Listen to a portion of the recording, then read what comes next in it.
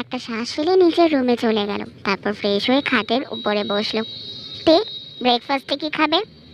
আচমকা জাঙ্কুকের কণ্ঠ শুনে তে দরজার দিকে তাকালো। জাঙ্কুক একদম স্যুট পরে রেডি হয়ে দরজায় এক হাত ঠেকিয়ে দাঁড়িয়ে আছে। তে উঠে এসে জাঙ্কুকের সামনে দাঁড়ালো। ভ্রুকুচকে জিজ্ঞেস করলো, কোথাও যাচ্ছেন? তোমার কি আমাকে বেকার বলে মনে হয়? আপনি বলেছিলেন প্রশ্নের উত্তরে প্রশ্ন করতে নেই। জাঙ্কুকের ঠোঁটের কোণে সূক্ষ্ম হাসি ফুটে উঠল, যা দেখে তে থমকে গেল আর বলল, হাসছেন কেন? জাঙ্কুক মুখটাকে পুনরায় অনুভূতি শূন্য করে তের দিকে তাকিয়ে বলল, আমি প্রশ্ন করিনি, উত্তরই দিয়েছি। আমার কথার মাঝে তোমার উত্তর লুকিয়ে আছে। তের মাথা ঘুরতে লাগলো। তে কিছু মুহূর্ত চুপ থেকে বলে উঠল, এত ঘুরিয়ে পেঁচিয়ে না বলে সোজাসাপটাভাবে বলে দিলেই পারতেন যে আপনি রোগী দেখতে যাচ্ছেন। আমি রোগী দেখতে যাচ্ছি না, ক্লায়েন্টের সাথে মিটিং অ্যাটেন্ড করতে যাচ্ছি। কিসের ক্লায়েন্ট? জাঙ্কুক একটা শ্বাস ফেলে তের দিকে তাকায়। অফিসে যাচ্ছি, নতুন প্রজেক্ট লঞ্চ করা হবে, সেটা নিয়ে কয়েকজন ফরেন ক্লায়েন্টের সাথে মিটিং আছে আমার। তে বুঝতে পারলো না। অফিসে যাচ্ছে মানে? এই, আপনি না ডাক্তার? হ্যাঁ, তবে আমাদের সফটওয়্যার ডেভেলপমেন্টের কোম্পানি আছে, সেটার কাজই দেখাশোনা করতে হবে আমাকে। জানোতে, আমাদের না অফিসের অনেকগুলো ব্রাঞ্চ আছে, সেগুলোর সবগুলো ডিটেলস আমি তোমাকে বলতে পারি, তুমি কি শুনবে? তে হাঁ করে তাকিয়ে আছে। জাঙ্কুক বার দুয়েক পলক ফেলে তেকে দেখে জিজ্ঞেস করলো, হাঁ করে আছো কেন? তোমার কি ক্ষুধা লেগেছে? তে তড়াক করে মুখটা বন্ধ করে ফেললো। কথা ঘোরানোর জন্য বলে, আমি ওসব জেনে কি করব? আপনি বরং নিজের কাজে যান। কি করবে মানে? তোমার অবশ্যই জানার দরকার আছে এগুলো। তে জিজ্ঞাসু দৃষ্টিতে তাকাতেই জাঙ্কুক স্বাভাবিক স্বরে বলে ওঠে, আমি মরে টরে গেলে তুমি তো এসবের মালিক হবে, তখন তো তোমাকে কোম্পানির কাজগুলো দেখাশোনা করতে হবে, তাই না? জাঙ্কুকের কথাগুলো শুনে তে হতবাক হয়ে গেল। লোকটা যে বারবার তাকে শর্তগুলোর জন্য খোঁচা মারছে, সেটাতে বেশ ভালোইভাবেই বুঝতে পেরেছে। তে তখন রেগে বলল, এই চুপ করুন, এসব ভালো লাগছে না আমার শুনতে। আপনার কোম্পানির মালিক হওয়ার কোনো ইচ্ছাও আমার নেই। জাঙ্কুক তের দিকে দুপা এগিয়ে আসলো। ফলস্বরূপ তেও দুপা পিছিয়ে গেল। তে তখন বলল, আপনি কথায় কথায় এগিয়ে আসেন কেন? তুমি পিছিয়ে যাও কেন? আবারও প্রশ্নের উত্তরে প্রশ্ন করছেন আপনি? প্রশ্নের মাঝেই উত্তর আছে, খুঁজে নাও। তে নিজের পরনের ওড়না মাথাসহ পুরো শরীরের উপরিভাগে পেঁচিয়ে নিল। জাঙ্কুক ঠাট্টার স্বরে বলল, তোমার মালকিন হওয়ার ইচ্ছা না থাকলেও ওই রকম শর্ত দিয়েছিলে কেন? তে চুপ করে রইল। তেকে চুপ থাকতে দেখে জাঙ্কুক আবারও বলল, কি হলো বলো? দেখো তে, ভালো শাস্তি হবে না, তুমি যেমন তেমনই বিহেভ করো। জাঙ্কুকের কথা শুনে তের ভীষণ খারাপ লাগলো। জাঙ্কুক তখন তেকে বলল, এখন তোমার সাথে কথা বলার টাইম নেই, একজন সার্ভেন্টকে পাঠিয়ে দেব, যা খেতে পারবে তাকে বলে দিও। জাঙ্কুক ঘুরে চলে আসতে নিলেই তে বলে ওঠে, আপনার এত সমস্যা হলে আমি আমার শেষ শর্তটা উঠিয়ে নেব। জাঙ্কুক তখন তের দিকে তাকিয়ে বলল, আই হ্যাভ নো প্রবলেম। আমি মরে যাওয়ার পর আমার সম্পত্তি কে পাবে সেটা নিয়ে আমার কোনো মাথা ব্যথা নেই, আর থাকার কথাও না। শুধু আমার মা বাবা আর আমার বোনকে দেখে রেখো। কথাটা শুনে অজান্তেই তের বুকটা ধক করে উঠল। জাঙ্কুক চলে আসতে নিলেই তে দ্রুত গতিতে জাঙ্কুকের সামনে এসে দাঁড়ালে জাঙ্কুক অবাক চোখে তের দিকে তাকায়। তে তখন বলে, আপনি এভাবে কেন বলছেন? জাঙ্কুক গা ছাড়া ভাব নিয়ে বলল, কিভাবে বললাম? তে কিছু বলতে নিলেই তার গলা আটকে আসে। তের অবস্থা দেখে জাঙ্কুক চিন্তিত হয়ে পড়ে। তের দিকে এগিয়ে যেতে নিলেই তে পিছিয়ে যায় আর কান্না ভরা কণ্ঠে বলে, আপনি আপনি অনেক খারাপ। জাঙ্কুক থেকে ধরতে গেলে তে তার হাত সরিয়ে নেয়। জাঙ্কুক অসহায় কণ্ঠে বলে ওঠে, আরে কি করেছে আমি, বলবে তো? তে এক নাগারে বলতে লাগলো, আপনি কোথাও যাওয়ার আগে এভাবে বলে যাচ্ছেন কেন? আপনার কথা শুনে মনে হচ্ছে আপনি কিছুক্ষণ পরেই মরে যাবেন। কথাটা শুনে জাঙ্কুক নিশ্চুপ হয়ে যায়। কয়েক সেকেন্ড পর বলে ওঠে, আমি যদি মরেও যাই তাতে তোমার কি? আমি খারাপ লোক, সেই সাথে একজন রেপিস্ট, সেই হিসেবে তো আমার মরে যাওয়াই উচিত। জাঙ্কুকের কথা শুনে তে থমকে গেল। মনে মনে ভাবলো, হ্যাঁ, জাঙ্কুক যা বলেছে ঠিকই বলেছে, কিন্তু কিন্তু আমার এত খারাপ লাগছে কেন? তেকে চুপ থাকতে দেখে জাঙ্কুক আবারও বলল, কি হলো বলো, আমার তো মরে যাওয়াই উচিত, তাই না তে? তে নিজেকে সামলে বলে উঠল, আপনি মরে গেলে আমার বাবু যে অনাথ হয়ে যাবে, তাই আপনার বেঁচে থাকা উচিত। তের উত্তরটা জাঙ্কুকের পছন্দ হলো না, তবে সে যা শুনতে চেয়েছে সেটা বর্তমানে তের মুখ থেকে শুনতে চাওয়াটাও হয়তো ভুল। জাঙ্কুক তখন বলো, হোয়াট এভার, সামনে থেকে সরো, আমার দেরি হয়ে যাচ্ছে। তে চুপচাপ সরে দাঁড়ালো। জাঙ্কুক পা ফেলে চলে গেল। অপরদিকে জিমিন ড্রেসিং টেবিলের সামনে দাঁড়িয়ে ভার্সিটিতে যাওয়ার জন্য রেডি হচ্ছিল। তার মন ভালো নেই। জাঙ্কুক এরকম কিছু করবে সে স্বপ্নেও ভাবতে পারেনি। সেই ছোটবেলা থেকে জাঙ্কুককে জিমিন ভালোবাসতো। জিমিন তখন একা একাই বলতে লাগলো, জেকে তুমি কখনোই আমার ভালোবাসা দেখলে না, কেন দেখলে না বলো? আমার মাঝে কিসের কমতি ছিল? আমার যে ভীষণ কষ্ট হচ্ছে জেকে। জিমিনের চোখ থেকে পানি গড়িয়ে পড়লো, তার বুকটা ফেটে যাচ্ছে। সে কিছুতেই তেকে মেনে নিতে পারছে না। তখনই কেউ একজন বলে উঠল, জিমিন তুই রেডি হসনি এখনো? আচমকা পেছন থেকে আসা কারো আওয়াজে জিমিন তড়িৎ গতিতে নিজের চোখ জোড়া মুছে নিল। নিজেকে স্বাভাবিক করে দরজার দিকে তাকাতেই দেখলো সুগা দাঁড়িয়ে আছে।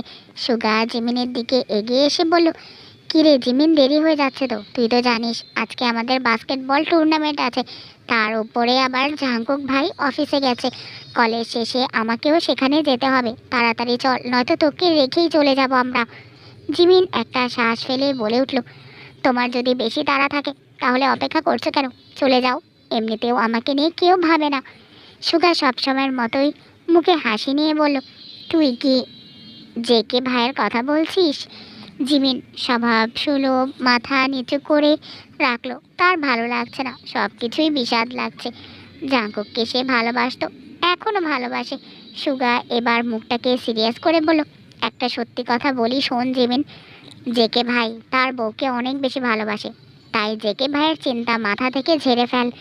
জিমিন অগ্নি চোখে সুগার দিকে তাকায়, তারপর শক্ত কণ্ঠে বলে ওঠে, জেকে একবারও বলেনি যে ওই মেয়েটাকে সে ভালোবাসে। আমার বিশ্বাস যে ওই মেয়েটাই জেকে ভাইকে ফাঁসিয়েছে। সুগা হেসে উঠল আর বলল, জেকে ভাইকে ফাঁসিয়েছে? তা আবার ওই পিচ্ছি মেয়েটা? বিশ্বাস হলো না রে। দেখ জিমিন, তোর ভালোর জন্যই বলছি, জেকে ভাই আর তার বউয়ের মাঝে কাবাবে হাড্ডি হতে আসিস না তুই।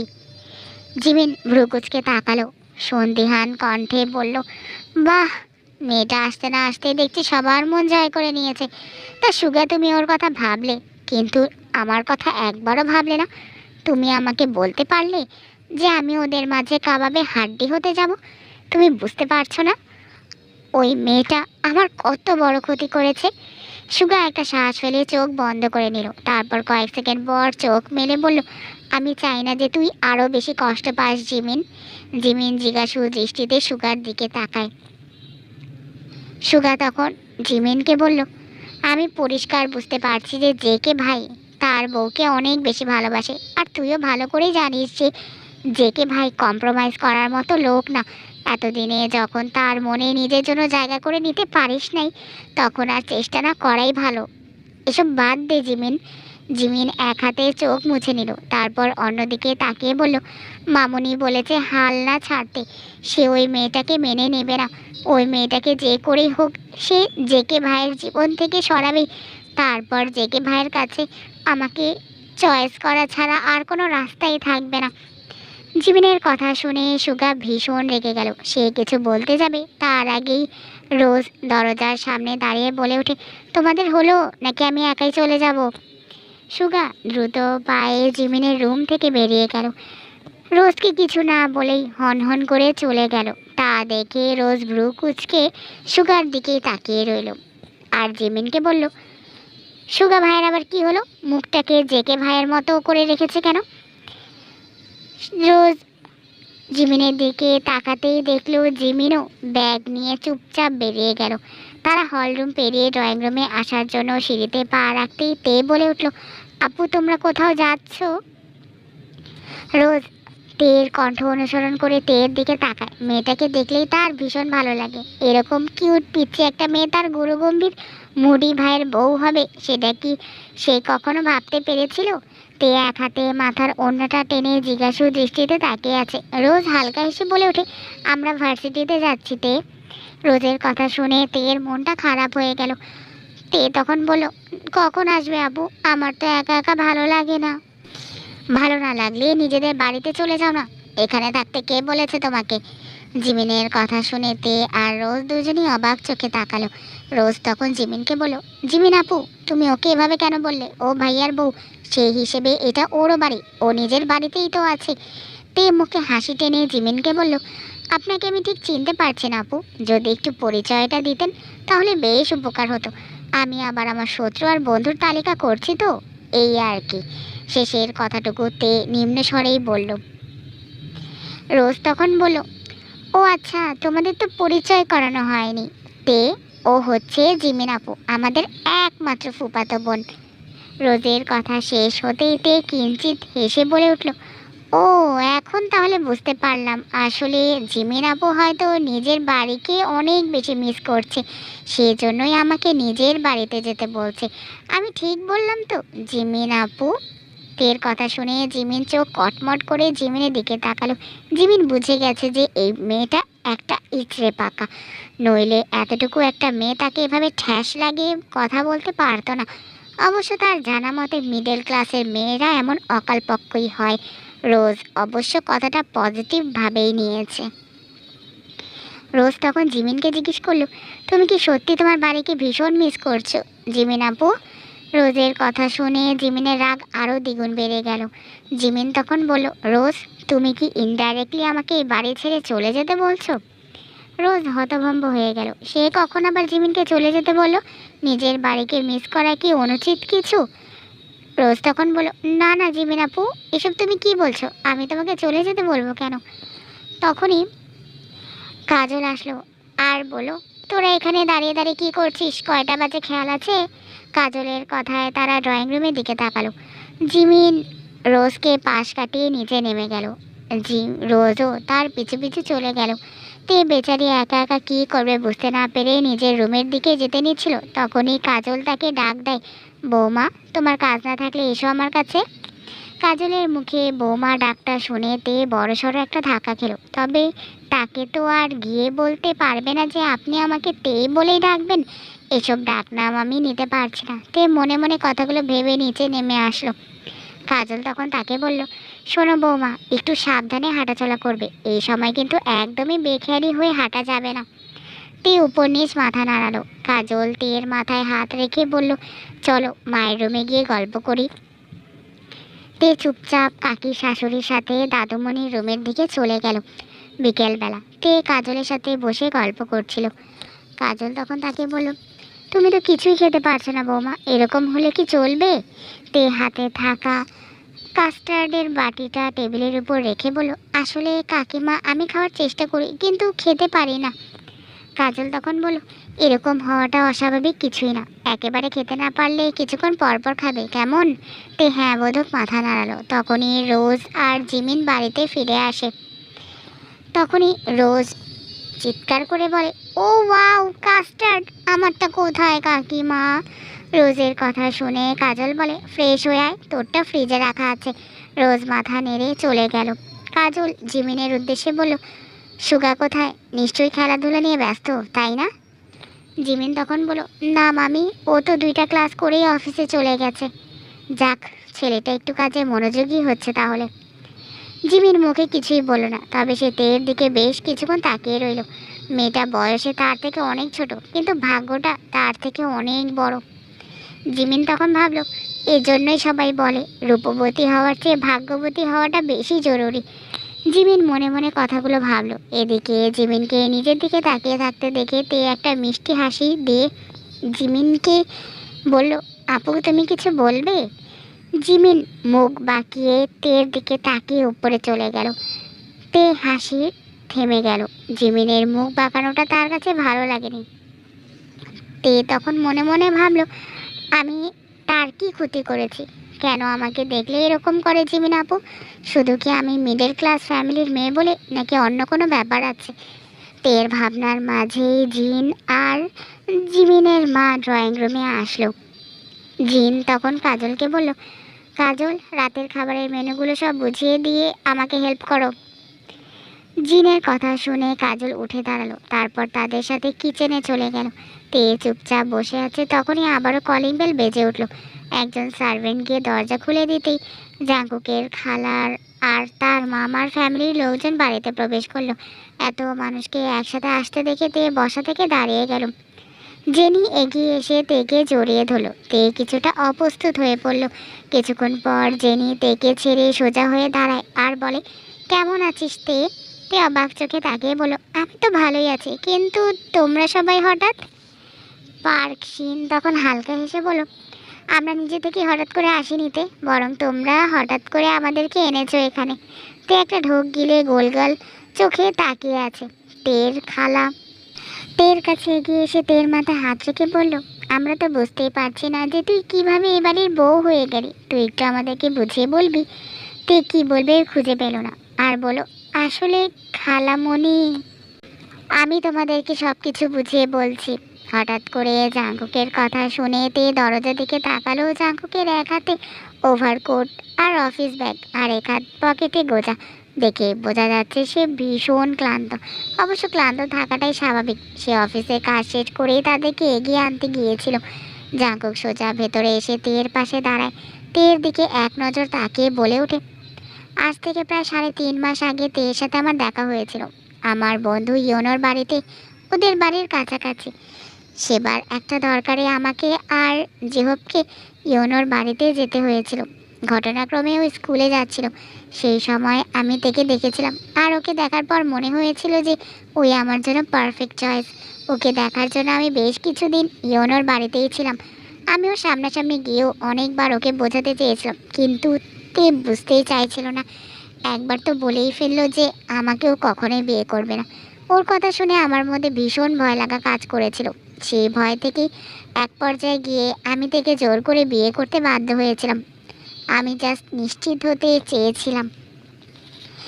জাঙ্কুকের কথাগুলো কেউ হজম করতে পারলো না। এটা ঠিক যে জাঙ্কুক নিজের ফিলিংসগুলোর ব্যাপারে অনেক বেশি পজিটিভ, তাই বলে কাউকে কিছু না জানিয়ে একেবারে বিয়ে করে নেবে? তের খালা চিন্তিত কণ্ঠে বলেন, এটা কোনো কথা? তাই বলে তুমি ওকে জোর করে বিয়ে করবে? বিকজ আই লাভ হার। জাঙ্কুকের কথা শুনে তে চোখ বড় বড় করে জাঙ্কুকের দিকে তাকালো। জেনি কথার মাঝে বা হাত ঢুকিয়ে বলল, ভাইয়া তুমি তাহলে সেদিন তেদের বাড়ির ঠিকানা জানতে চাইলে কেন? তোমার কথা অনুযায়ী তো ওদের বাড়ির অ্যাড্রেস তোমার জানার থাকার কথা, তাই না? জাঙ্কুক কিছুক্ষণ ভেবে বলে উঠল, ওদের বাড়ির লোকেশন আমি জানতাম, কিন্তু মনের বিয়ের সময় একটা বিষয় নিয়ে আমাদের মাঝে ঝামেলা হয়েছিল। সেটার পর থেকেই তের সাথে আমার যোগাযোগ বিচ্ছিন্ন হয়ে যায়। ওরা বাসা চেঞ্জ করেও তো নিতে পারে, সেটা বিবেচনা করেই ওদের লোকেশন জানার জন্য আমি তোর কাছে কল করেছিলাম। মন তখন জিজ্ঞাসা করলো, কিন্তু ভাইয়া তুমি ওকে জোর করে বিয়ে না করে আমাদেরকে বললেও তো পারতে। জাঙ্কুক তখন বলল, ওই যে তের জেদের জন্যই আজকের মতো এরকম একটা জটিল পরিস্থিতির সৃষ্টি হয়েছে। সেদিন তে যদি আমাকে কথা দিত যে 3 বছর পরও আমাকে বিয়ে করবে, তাহলে আমাকে জোরপূর করে ওকে বিয়ে করতে হতো না। যদিও ওকে বিয়ে করার পরেও 3 বছর পর ওকে বাড়িতে আনার প্ল্যান ছিল আমার। জেনি জিজ্ঞাসু দৃষ্টিতে তাকিয়ে বলো, তাহলে 3 বছর অপেক্ষা করলেই পারতে ভাইয়া। আফটার অল তে একটা বাচ্চা মেয়ে। জাঙ্কুক একটু সংকোচ বোধ করলো, কিন্তু তাকে এসব বলতেই হবে, এছাড়া আর কোনো উপায় নেই। জাঙ্কুক চায় না তেকে বা তার বেবিকে নিয়ে কাউকে কিছু বলার স্পেস দিতে। জাঙ্কুক তখন বলে উঠল, চোখের সামনে বউ ঘুরঘুর করলে আউট অফ কন্ট্রোল হওয়া অস্বাভাবিক কিছু নয়। সেদিন মুনের মেহেদির রাতে আমার সাথেও তেমনটাই হয়েছিল, আর যার ফলস্বরূপ তে বর্তমানে প্রেগনেন্ট। এখন আশা করি এই নিয়ে কারোর মনে আর কোনো প্রশ্ন থাকবে না। কথাটা বলেই জাঙ্কুক দ্রুত পায়ে নিজের রুমের দিকে চলে গেল। জাঙ্কুকের কথাটা বোধগম্য হওয়া মাত্রই সবাই একসাথে তের দিকে তাকালো। আসলে তারা ঠিক তের চেহারার দিকে নয়, বরং তের পেটের দিকে তাকিয়ে আছে। ব্যাপারটা বুঝতে পেরে তে আলগোছে ওড়না দিয়ে নিজের পেট ঢেকে ফেলল। সবার চাহনি দেখে তের ভীষণ লজ্জা লাগছে। বজ্জাত লোকটা এভাবে সব কিছু খোলামেলাভাবে বলে দিয়ে নিজের রুমেতে চলে গেল ঠিকই, কিন্তু তের তো ইচ্ছে করছে এখানে মাটি খুঁড়ে তার ভেতর ঢুকে যেতে। লজ্জার ঠেলায় পা দুটো জমে গেছে তার। লজ্জায় পড়ে তে যেন জমে গেছে, পা দুটো নড়ছে না। বেশ কিছুক্ষণ সেই অবস্থায় দাঁড়িয়ে থাকার পর অবশেষে সে নিজেকে সামনে নিয়ে মাথা নিচু করে এক ছুটে সিঁড়ি বেয়ে নিজের রুমের দিকে রওনা দিল। পথে রোজ আর জিমিনের সঙ্গে চোখাচোখি হয়ে গেল। রোজ হাত দিয়ে মুখ চেপে কোনো রকমের হাসি আটকানোর চেষ্টা করছে, আর জিমিন রাগী চোখে তার দিকেই তাকিয়ে আছে। তবে সেটা নিছক রাগ নয়, তার চোখ দুটো চিকচিক করছে, ঠোঁট কেঁপে উঠছে কান্না চেপে রাখার চেষ্টায়। তবে তে সেসব লক্ষ্য করেনি, সে ভীষণ অপ্রস্তুত। সে পুনরায় পা ফেলে নিজের রুমের দিকে চলে গেল। এদিকে জাঙ্কুকের বলা প্রত্যেকটা কথাগুলো শুনেছে জিমিনের মা আর কাজল। তারা রান্নাঘর থেকে সবাইকে দেখতে এসেছিলেন, কিন্তু এসব কথা শুনে থমকে যান সেখানেই। পরিস্থিতি সামাল দিতে তের খালা এগিয়ে এসে হাসি মুখে বললেন, আপা ভালোই তো হয়েছে, বৌভাত খেতে এসেছিলাম, এখন তো একেবারে নাতনির আগমনের খুশির খবরও শুনে গেলাম। ঘটনাটা এতটা প্যাঁচালো সেজন্যই বুঝি ফোনে কিছুই বলেননি। জিন কিছু না বলেই দাঁড়িয়ে রইলেন। পাশে থাকা কাজল হেসে পরিস্থিতি বদলানোর চেষ্টা করলেন আর বলেন, আরে হ্যাঁ, সেই জন্যই তো ভাবি, আগে আসুন, হাত মুখ ধুয়ে একটু নাস্তা করুন, বাকি সব কথা বলার জন্য ব্যাপক সময় পড়ে আছে। অন্যদিকে তে বিছানায় বসে নিজের নখ কামড়ে চলেছে। জাঙ্কুক কিভাবে এমন গুছিয়ে একটা গল্প বানালো সেটাই তাকে ভাবিয়ে তুলছে। তে মনে মনে ভাবতে লাগলো, লোকটা অনেক ডেঞ্জারাস। নিজ মনে বিড় করলো তে। নখ খাচ্ছ কেন, ক্ষুধা লেগেছে নাকি? জাঙ্কুকের গলা শুনে তে চমকে তাকায় দরজার দিকে। সদ্য শাওয়ার নিয়ে বেরিয়েছে জাঙ্কুক, পরনে সাদা টি শার্ট, কালো ট্রাউজার, সিল্কি ভেজা চুলগুলো কপালের উপর এলোমেলো। তের বুকের ভেতর ধক করে উঠল, অজান্তেই মুখ থেকে আঙ্গুল সরিয়ে নিল সে। জাঙ্কুক হালকা গলায় বলল, নখ খাওয়া স্বাস্থ্যের জন্য ভালো না। তে একটা দীর্ঘশ্বাস ফেলে বলল, আপনার আত্মীয়রা হঠাৎ করে না বলে এসে পড়লো কেন? কাল আমাদের রিসেপশন, তাই এসেছেন, আর এমনি এমনি আসেনি, তাদের ইনভাইট করা হয়েছে। তে খানিকটা অবাক হলো আর বলল, আমাকে তো কেউ কিছুই বললো না। সকালে বলার জন্য এসেছিলাম, কিন্তু কথায় কথায় ভুলে গেছি। ও, তোমার বাবা মাকে আসতে বলো। না, তাদের আসতে হবে না, বাবা আজ আসতে চেয়েছিলেন, আমি নিষেধ করেছি। জাঙ্কুকের কপাল কুঁচকে গেল আর বলল, কেন, তুমি আসতে নিষেধ করেছো কেন? তে মুখ ফিরিয়ে নিয়ে একটা তাচ্ছিলের হাসি দিয়ে বলল, আমি চাই না তারা আবার অপমানিত হোক এসে। জাঙ্কুক বুঝে গেল তের ভেতরের কষ্টটা। জাঙ্কুক তখন বলল, দেখো তে, আমিও তো আছি, কেউ কিছু বলবে না, তাদের আসতে বলো। না, আমি চাই না আপনি সবাইকে ভয় দেখিয়ে তাদেরকে অপমানিত হওয়া থেকে বাঁচান। আমি চাই তারা এমনিতেই সম্মান পাক, কিন্তু সেটা আশা করাটাও ভুল। জাঙ্কুক শান্ত গলায় বলল, তারা না এলে দেখতেও খারাপ দেখাবে, তুমি তো তাদের একমাত্র মেয়ে, তাদেরও তো মন চায় তোমাকে দেখতে। অপমানিত হবার ভয়ে তারা কি না এসে থাকতে পারবে? দেখুন, আমি যখন বলে দিয়েছি যে তারা আসবে না, তো তারা আসবে না।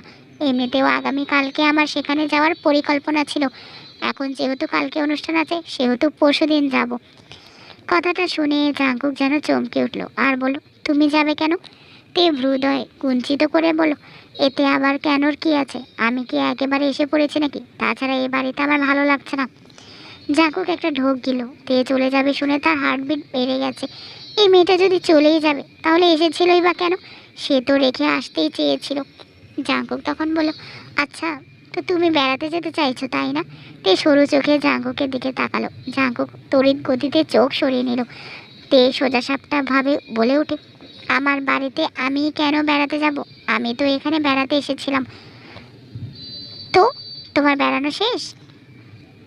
তে মাথা নাড়িয়ে হ্যাঁ বলল। জাঙ্কুক অন্যদিকে তাকিয়ে জিজ্ঞেস করলো, আবার কবে বেড়াতে আসবে? তে কিছুক্ষণ উপরের দিকে তাকিয়ে ভাবনা চিন্তা করে নির্লিপ্ত সুরে বলল, 1 মাস পর এসে আবার একদিন থেকে যাব। কথাটা শুনে জাঙ্কুক একদম স্থির হয়ে গেল। মনে হলো কেউ যেন বুক থেকে এক ঝটকায় হৃৎপিণ্ডটাকে বের করে নিয়েছে। এই মেয়ে হয়তো একদিন সত্যি সত্যি তার হার্ট অ্যাটাক করিয়েই ছাড়বে। জাঙ্কুক নিজেকে এবার আর স্বাভাবিক রাখতে পারল না। সে তের দিকে চোখ কটমট করে তাকিয়ে কঠিন গলায় বলল, আমি তো তোমাকে সাথে করে আনতেই চাইনি, তুমি জোর করে এসেছিলে। যাক, যা হওয়ার হয়ে গেছে। এখন একটা কথা শুনে রাখো, এই বাড়িতে এসেছো নিজের ইচ্ছায়, কিন্তু বের হবে আমার ইচ্ছায়। যদি আমার অনুমতি ব্যতীত এক পাও এই বাড়ির বাইরে রাখার সাহস দেখিয়েছো, তাহলে আর কখনো এই বাড়িতে ঢুকতে পারবে না, বলে দিলাম। কথাটা শুনেতে হতভম্ব হয়ে গেল আর বলল, এটা আবার কেমন কথা? আপনি আমাকে জোর করে আটকে রাখবেন নাকি? না, শুধু সতর্ক করে দিলাম, এটা তোমার মামা বাড়ি নয় যে ইচ্ছে হলে একদিনের জন্য বেড়াতে আসবে আবারও চলে যাবে। জাঙ্কুকের রাগী কণ্ঠ শুনে তে ঠোঁট চেপে মাথা নিচু করে নিল। ফলস্বরূপ জাঙ্কুকের রাগ হাওয়া হয়ে যায়।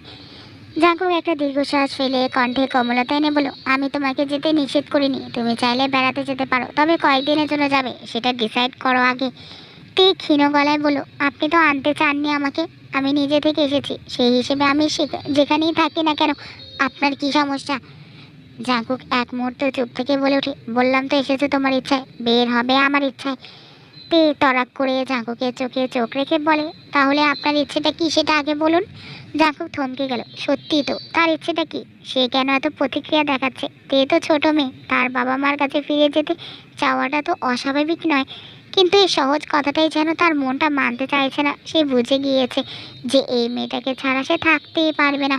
জাঙ্কুক কণ্ঠ খাদে নামিয়ে বলল, দেখো, ভুলটা তোমার ছিল, আমার সাথে এসে তুমি ভুল করেছো। তে হতবাক, কিছুই বুঝতে পারছে না। আমি আপনার সাথে এসে ঠিক কী ভুল করেছি বলবেন আমাকে? জবাব না দিয়ে ঝাঁকুক উঠে দাঁড়ালো। পকেট থেকে একটা ফোন বের করে তের কোলের উপর রাখলো আর বলল, এটা তোমার ফোন, আজই কিনেছি।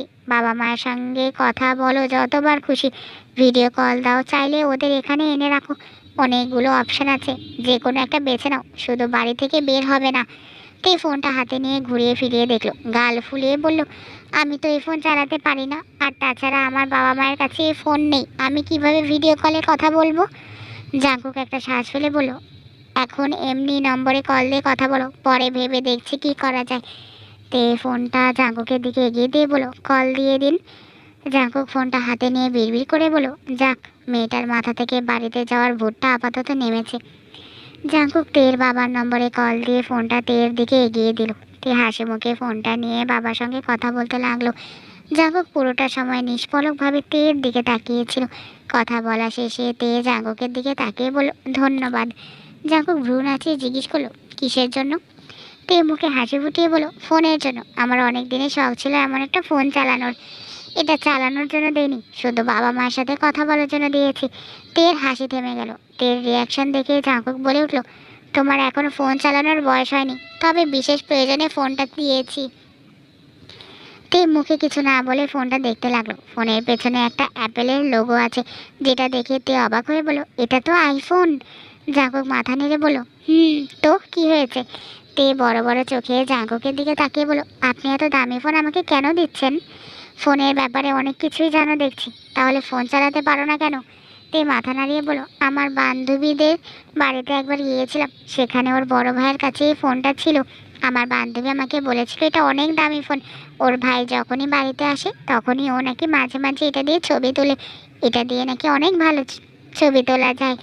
এর কথা শুনে জাঙ্কুকের মাঝে কৌতূহল কাজ করলো। সে হঠাৎ করে জিজ্ঞেস করলো, তারপর তুমি তোমার বান্ধবীর ফোন দিয়ে ছবি তুলেছিলে তাই তো? তে হ্যাঁ বোধক মাথা নাড়িয়ে বলো, হ্যাঁ তুলেছিলাম তো, সেদিন ওদের বাড়ির ছাদে গিয়ে আমরা দুজন অনেক ছবি তুলেছিলাম। কথাটা শুনে জাঙ্কুক ভীষণ রেগে গেল। সে কঠিন গলায় বলে উঠল, তুমি কখনো তোমার বান্ধবীর ভাইকে দেখেছো? তে না বোধক মাথা নাড়িয়ে বলল, না, আমি শুধু একবারই ওদের বাড়িতে গিয়েছিলাম। জাঙ্কুক মনে মনে বলে উঠল, এই মেয়েটা তো বোকা কেন, কথা তো বলে প্রাপ্তবয়স্ক নারীদের মতো, কিন্তু কাজগুলো করে একদম বাচ্চাদের মতো। জাঙ্কুককে চুপ থাকতে দেখে তে তখন বলল, কি ভাবছেন? জাঙ্কুক সোজা হয়ে বসলো, গলা পরিষ্কার করে বলল, তোমার বান্ধবীর ভাইকে সেটা জানো? তে কপাল কুঁচকে বলল, বললাম তো আমি কখনো তাকে দেখিনি, সে অনেক ব্যস্ত থাকে আর বেশিরভাগ সময় তাদের থেকে দূরে থাকে, তাহলে আমি জানবোই বা কিভাবে যে আমার বান্ধবীর ভাইকে? আর সবচেয়ে বড় কথা হচ্ছে, আমার বান্ধবীর ভাইয়ের সম্পর্কে জেনে আমি করবোটাই কি? জাঙ্কুক প্রথমে বিড়বিড় করে বলে, ইডিয়েট। তারপর স্বাভাবিক স্বরেই বলল, তুমি জানো না যে অপরিচিত কারো ফোন দিয়ে ছবি তুলতে নেই? আরে ছবি তুলেছিলাম, কিন্তু তারপর আবার আমার বান্ধবীকে বলে ছবিগুলো ডিলিটও করে দিয়েছিলাম। ও ডিলিট করেছিল শুধু গ্যালারি থেকে, কিন্তু ট্রাস্ট বিন থেকে তো করেনি। তে জাঙ্কুকের দিকে জিজ্ঞাসা দৃষ্টিতে তাকায়, এরপর বলে, গ্যালারি থেকে ডিলিট করার পরে ওই রিসাইকেল বিনে সেই ডিলিটকৃত ছবিটা 1 মাস সুরক্ষিত থাকে, বুঝলে? কথাটা শুনেতে চমকে থাকলো, সেই সাথে ভীষণ ভয়ও পেয়ে গেল আর বলো, আল্লাহ, কি বলছেন? তার মানে? ধুর, ভয় দেখাবেন না তো, আমার বান্ধবী নিশ্চয়ই ভালোভাবে ডিলিট করে দিয়েছে, দেয়নি ছবিগুলো। তের হার্টবিট বেড়ে গেল, এই লোকটা তাকে ভয় দেখাচ্ছে। তে একটা ঢোক গেলে বলো, আপনি কিভাবে জানেন যে ছবিগুলো ডিলিট করে দেয়নি? তুমি কিভাবে জানো যে ছবিগুলো ডিলিট করেছে? একদম আজে বাজে কথা বলবেন না, ও হয়তো ডিলিট করে দিয়েছিল। আর আপনি তো বলেছেন যে 1 মাস সুরক্ষিত থাকে, তাহলে এতদিনে নিশ্চয়ই অটোমেটিকভাবে ডিলিট হয়ে গেছে। জাঙ্কু কিছু বলতে চাইলে তে বাধা দিয়ে বলে, আমাকে ভয় দেখাবেন না, যান এখান থেকে। ভয় দেখালাম কোথায়? আমি তো সত্যিটাই বলেছি। আর তুমি কি জানো যে একটা ছবি দিয়ে কী কী করা যায়? তে একটা শুকনো ঢোক গিলল আর বলল, আমার বান্ধবীর ভাই এরকম কিছু কেন করবে? তার সাথে তো আমার কোনো শত্রুতাই নেই। আর তাছাড়া করার হলে অনেক আগেই করতো। জাঙ্কুক আনমনেই বলে উঠল, করেছে তো, যা করার করেছে। তে চমকে গিয়ে জিজ্ঞেস করলো, কি করেছে? জাঙ্কুক বলতে চেয়েও বলল না, সে ব্যাপারটা নিজেই দেখে নেবে। এমনিতেই তে তাকে অপছন্দ করে, তার উপর সেসব কথা বলে সে খাল কেটে কুমির আনতে চায় না। বাদ দাও, তোমার শরীর ঠিক আছে তো? তে মাথা নাড়িয়ে হ্যাঁ বলল। তখনই জেনি, রোজ, মুন আর পার্কসিন তের রুমে ঢুকলো। জাঙ্কুককে তের রুমে দেখে রোজ বলল, ভাইয়া এই রুমে তোর প্রবেশ নিষেধ। জাঙ্কুক রাগী চোখে রোজের দিকে তাকাতেই রোজ পার্কসিনের পেছনে গিয়ে লুকালো। পার্কসিন আর জাঙ্কুক সমবয়সী। পার্কসিন জাঙ্কুকের থেকে 2 মাসের বড়। সেই হিসেবে জাঙ্কুক পার্কসিনকে কোনো মতে রাগ দেখাতে পারবে না। পার্কসিন তখন বুকে হাত রেখে শাসনের ভঙ্গিমায় বলল, ও ঠিকই বলেছে জেকে। শুনলাম তুই নাকি রুম শেয়ার করতে পারবি না বলে বউকে আলাদা রুমে রেখেছিস, এটা কি সত্যি? জাঙ্কুক গা ছাড়া ভাব নিয়ে বলো, তো কি হয়েছে? পার্কসিন তখন বলো, নাটক কম করো প্রিয়। তুই এত মহান হলে বউকে দেখে আউট অফ কন্ট্রোল হয়ে গিয়েছিলি কিভাবে? তখন রুম শেয়ার করলি কেমনে? পার্কসিন থেমে গিয়ে কিছুক্ষণ পর আবারও বলে ওঠে, ওয়েট, ব্যালকনি শেয়ার করেছিলি নাকি? পার্কসিনের কথা শুনেতে বিষম খেলো। বাকি সবাই হো হো করে হেসে উঠলো। জাঙ্কুক তো স্ট্যাচু হয়ে নিজের জায়গাতেই জমে আছে। কথায় যুক্তি আছে ভাইয়া, এক্সপ্লেন করো প্লিজ। মুনের কথায় তাল মিলিয়ে রোজ বলল, বলো ভাইয়া, সবাইকে এক্সপ্লেন করো। জাঙ্কুক স্বাভাবিক স্বরেই বলে উঠলো, বড় ভাইয়ের সাথে এভাবে কথা বলতে লজ্জা করছে না তোদের? ভাগ এখান থেকে, নইলে সব কটাকে থাপ্পড় থেরাপি দেবো। পার্কসিন এগিয়ে এসে বলল, ওই আমি তোর বড় বুঝলি, আমাকে তুই থাপ্পড় দিতে পারবি না। এখন এই রুম থেকে বের হ, না হলে কিন্তু উল্টো আমি তোকে কান ধরে বের করে দেবো। জাঙ্কুক বসা থেকে দাঁড়িয়ে যায়, বুকের উপর হাত রেখে ভ্রুকুচকে বলে, তাই না? আচ্ছা কান ধর দেখি, তুই কত বড় সেটা প্রমাণ হয়ে যাক। পার্কসিন কথা বলার মাঝে তের হাত চেপে ধরে আর জাঙ্কুককে বলে, তুই এখানে থাক, আমরা বরং তোর বউকেই নিয়ে যাচ্ছি। জাঙ্কুক ব্যাপারটা বুঝে ওঠার আগে পার্কসিন তেকে টেনে সাথে করে নিয়ে বেরিয়ে যায়। জাঙ্কুক পেছন থেকে চেঁচিয়ে বলে ওঠে, আরে তেকে সাবধানে ধর, ওর শরীর ভালো না, ও ব্যথা পেলে কি তোদের কিন্তু একজনেরও গাল সঠিক কন্ডিশনে রাখবো না বলে দিলাম। রোজ দাঁত কেলিয়ে বলে ওঠে, তুই এবার নিজের রুমে গিয়ে আরামে ঘুম দে, আজকে আর বইয়ের দেখা পেতে হবে না তোর। জাঙ্কুক কিছু বলার আগে ওরা চারজন তেকে নিয়ে রোজের রুমে চলে যায়। জাঙ্কুক একটা শ্বাস ফেলে বিছানার উপর তাকাতেই দেখলো তে ফোনটা এখানেই রেখে গেছে। জাঙ্কুক তখন বলল, ওহ গড, এই মেয়েটা ফোনটাই সামনে রাখতে পারছে না, এই মেয়ে আবার বাচ্চা সামলাবে কেমনে?